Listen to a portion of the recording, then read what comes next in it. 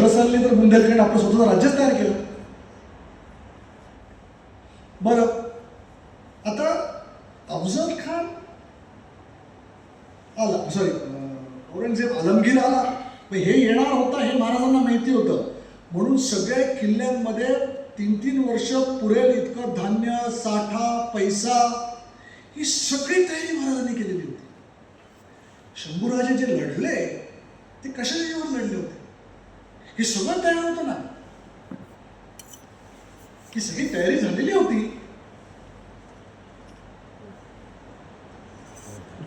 त्यामुळे औरंगजेब हा उतरणार हे महाराजांना 100% माहिती.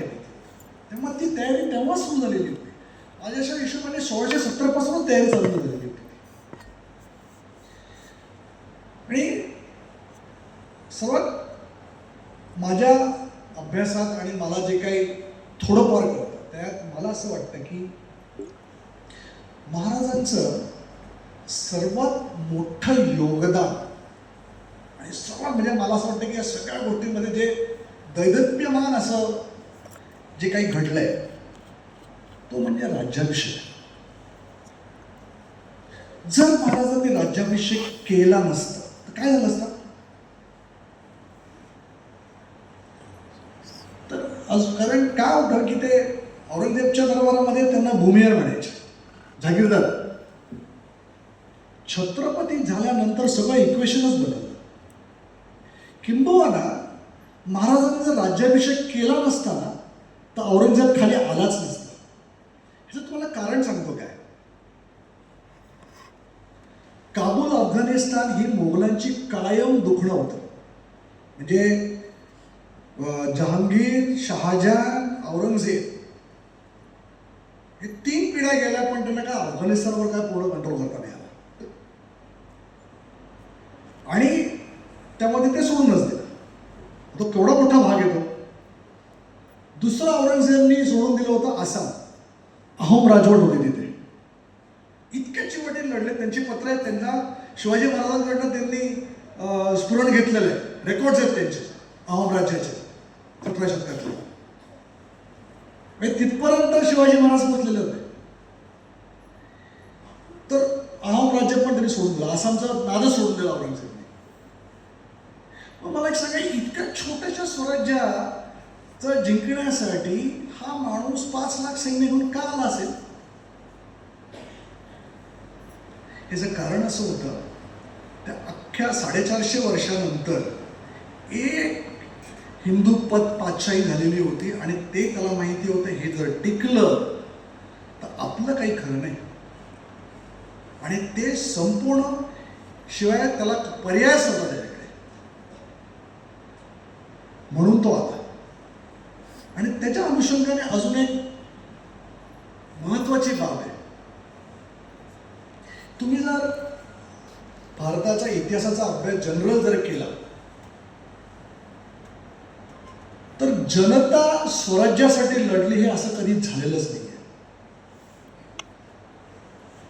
म्हणजे अगदी विजयनगर हिंदू एम्पायर पार दोन्ही आदिलशाही, निजामशाही आणि कुतुबशाहीने पार लुटून फस्त केली. 6 महिने विजयनगर लुटत होते. 6 महिने.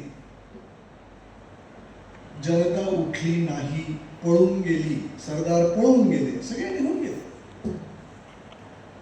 पण महाराजांच्या नंतर, संभाजी महाराजांच्या नंतर 27 वर्ष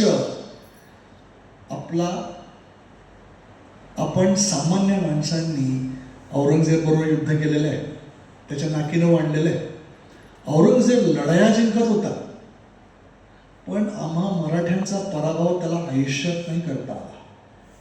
27 वर्ष तो इथे लढला. 5 लाख मोगल मेले. त्यात 3 पिढ्या संपवल्या. अख्खा रेव्हेन्यू संपवला. कफलला खोयची पाळी. लोकांचे पगार द्यायला पैसे नव्हते त्याच्याकडे. बरं, आमच्याकडे होते का? आमच्याकडे नव्हते. आज इन्क्रीमेंट नाही मला की स्ट्राईक होतो इथे. पण त्या 27 वर्षामध्ये आपल्या सैन्यामध्ये एकही जण नाही म्हटलं की ह्या महिन्यात पगार नाही मला, मी लढणार नाही म्हणून. हे कुठून आलं? हे महाराजांनी दिलं. हे महाराजांनी शिकवलं. हे स्फुरण महाराजांचं आहे. ही स्फूर्ती महाराजांची आहे. की हे माझं राज्य आहे, हा माझा छत्रपती आहे, माझं छत्र आहे ते. म्हणून जनता लढली, 27 वर्ष लढली. बरं, त्या पुढच्या 27 वर्षामध्ये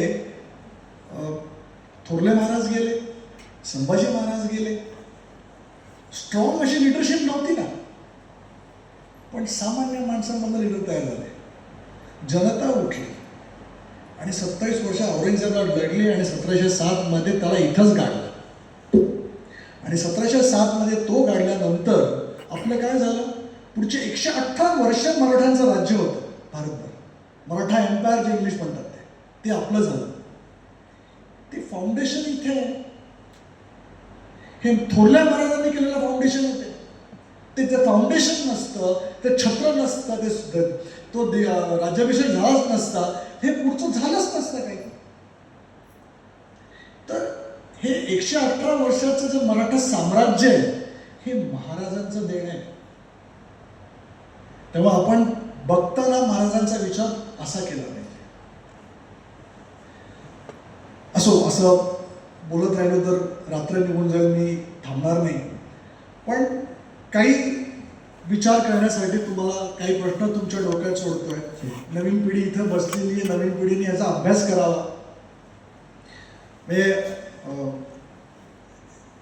किमान आपल्याकडे ज्या चांगल्या इतिहासकारांनी पुस्तकं लिहिलेली आहेत, जयसिंगराव पवार सर गेले, आमच्यासारख्या छोट्या इतिहास अभ्यासकांचा वटवृक्ष गेला आमच्यासाठी. माझी भेट कधी झाली नाही हे दुःख आयुष्यात राहील मला. पण इतक्या इतिहासकारांची अप्रतिम पुस्तकं सगळी मार्केटमध्ये आहेत, इंग्लिशमध्ये आहेत, मराठीमध्ये आहेत. अप्रतिम पुस्तक आहे, अभ्यास करावा. आणि जितका तुम्ही वाचाल तितका महाराजांच्या आयुष्याच्या अनेक पैलू तुमच्यासमोर उलगडले जातील. त्यातल्या काही गोष्टी जरी आपल्याला अनुकरण करता आल्या तरी आपलं जीवन समृद्ध होईल असं मला वाटतं. एवढं बोलतो. काही तुम्ही ज्यांनी काही प्रश्न काढलेत, 1-2 ते प्रश्न घेऊ. कोणाला काही प्रश्न विचारायचे नक्की करेन, माझ्या प्रयत्न करेन उत्तर द्यायचं. आपण इतक्या संख्येने माझ्यासारख्या अगदी सामान्य माणसाला ऐकायला आलात, त्यामुळे तुमचे सगळ्यांचे मनापासून आभार. बोलण्याच्या ओघात काही न बोललो असेल तर उदार मनाने माफ करा. आणि तुम्हा सगळ्या मंडळींची मनापासून मी तुमचे आभार मानतो, मला इथं बोलवलं. धन्यवाद सर. आपल्याकडे वेळ आहे.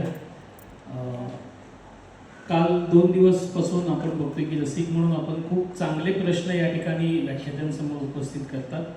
आज आपल्यासाठी इथं हा बेंच रिकामा ठेवलेला आहे, माईकची व्यवस्था केलेली आहे. ज्यांना प्रश्न विचारायचे त्यांनी कृपया बेंचवर येऊन बसावं. जे आपण विचारलेला प्रश्न लोकांना कळेल